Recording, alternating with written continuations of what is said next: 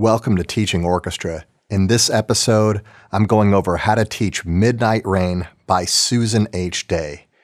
First of all, why would I program Midnight Rain? And which orchestras would I program it for? Midnight Rain is listed as a grade 3 on the Texas PML and a grade 2 by the publisher. In my opinion, it's a lot closer to a grade 3 than it is as a grade 2. And as a grade 3, it's not a gimme. It's not just a slam dunk concert piece. It's got a lot of challenges in it, but your mileage may vary, and it probably has more to do with your goals that you have in mind for your orchestra. And for me, the goal is to use my concert music to teach technique and to get the technique in Midnight Rain in good enough shape so that you can play this successfully at a contest. It's going to take some doing. And if you want to get past the notes and you want to get to some music, it's also going to take some doing. If you just scan through the score, you might think, oh, this is easy. And you look through it and you're like, this isn't so bad. And especially the bass line. Look, the basses only have 3 notes, right? It's just 3 notes, easy peasy, until you get to this open A. And what bass section couldn't play an open A, right? Well, the bass part is actually incredibly important, and it's completely independent from the rest of the orchestra. If you program this because you have weak basses, you're in for a tough time. Because as we dig deeper into this, and trust me, we're going to dig deeper into this, it's just going to strengthen my case. It says in the program notes, which are improperly titled, in common time throughout, all parts stay in first position except for one note in the cello part, making this easy to put together while sounding rich, full, and satisfying. I think that's a little misleading because if you really want to get the detail to come through, it's going to take a while to put together. In fact, it's actually kind of tough to put together, which is why I think it should be more in the range of a 3 than a 2. Most teachers are going to want to cultivate that technique and get the phrasing to come out and have a really rewarding performance. And if that's the case, it's going to take some time. And I think it's a little misleading just to say, well, it's all in first position, so you're going to be able to put it together quickly. And again, that depends on your goals, because if your goal is just to get through the music without it falling apart, who am I going to tell you you're wrong? But I'm always going to make the case that you should really put in that detail.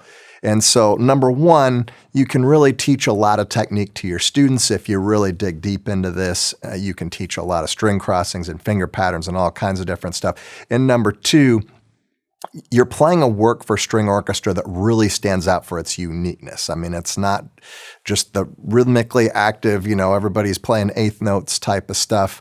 It's unique, and to get that really to pop and to have it sound like it should, it's going to take some time. Let's dive into the score, and then you can see what I mean. And as you begin to study the score, you're going to notice some things.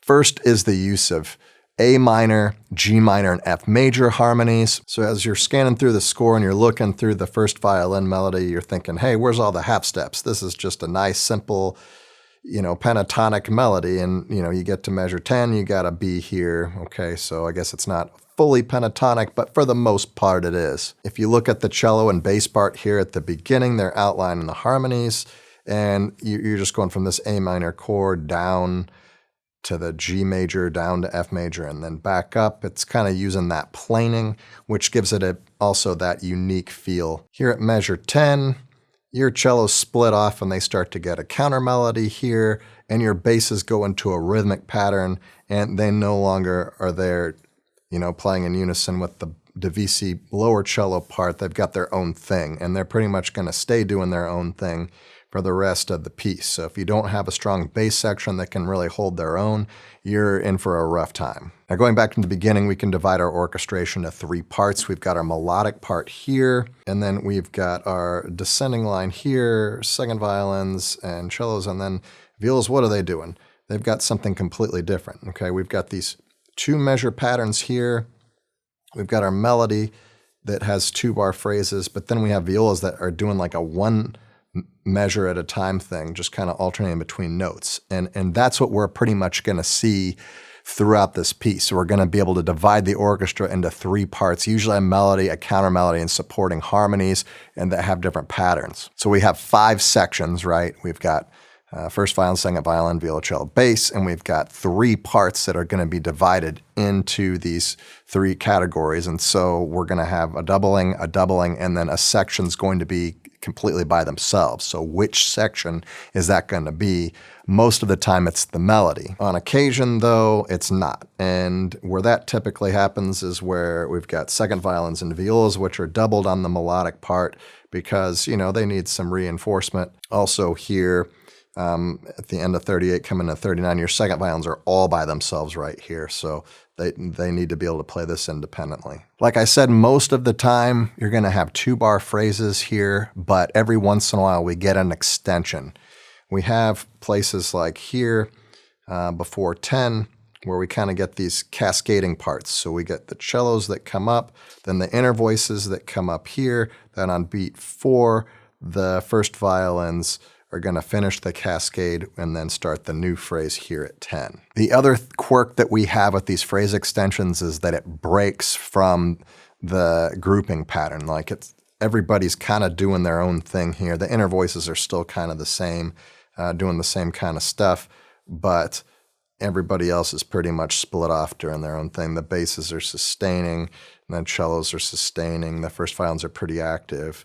And then everybody rests, but the first violin's coming into 10. Kind of reminds me of O Fortuna a bit with the groups of 3s. I don't know.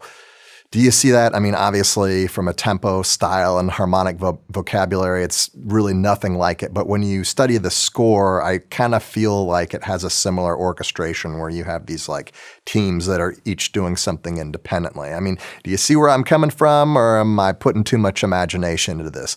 Leave a comment in the comment section if you agree with me or disagree with me, or if you have no idea what I'm talking about. Leave a comment so I can see what your feeling is. I guess for me, it's more of like a rehearsal point of view when I'm going into this and I'm rehearsing like parts together. Who am I including and who am I excluding? It kind of feels like Carmina Burana. And along the same time and along the same lines, Carmina Burana looks like it would be easy to put together when in fact it's extremely difficult. And it's one of those pieces that everybody knows, and you mess up O Fortuna and everybody's just shaking their head like, that doesn't sound right. So you really have to nail it. And that's kind of the product of the orchestration here, because when you've got, the parts that are lining up, they really have to line up or else everybody's going to know. So another thing I want to think about here is the musical intent, all right? What's the aesthetic model? With Bach, you could say it's counterpoint. With Beethoven, clearly it's the harmonies that he's emphasizing. That's his focus. So here in Midnight Rain, what would you say? All right, I'm going to give you some time to analyze it, but flip through your score and you figure out what you think it should be before I give my answer. Pause the video if you need to. Okay, what'd you come up with?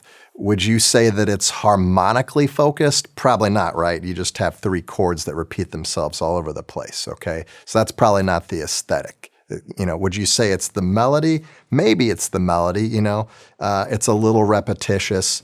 There's not a lot of melodic development that's going on. You definitely probably wouldn't say it's the dynamics, because the dynamics really don't change a whole lot except to indicate who has the melody, and then we've got this fortissimo section here.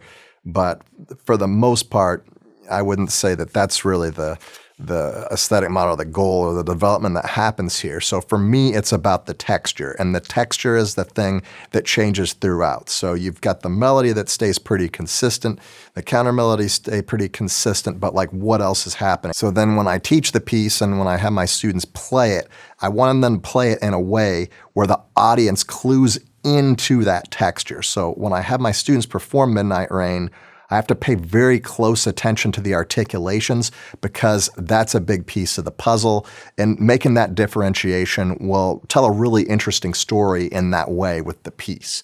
So articulation is going to be the focus of my next video, and I hope to see you then.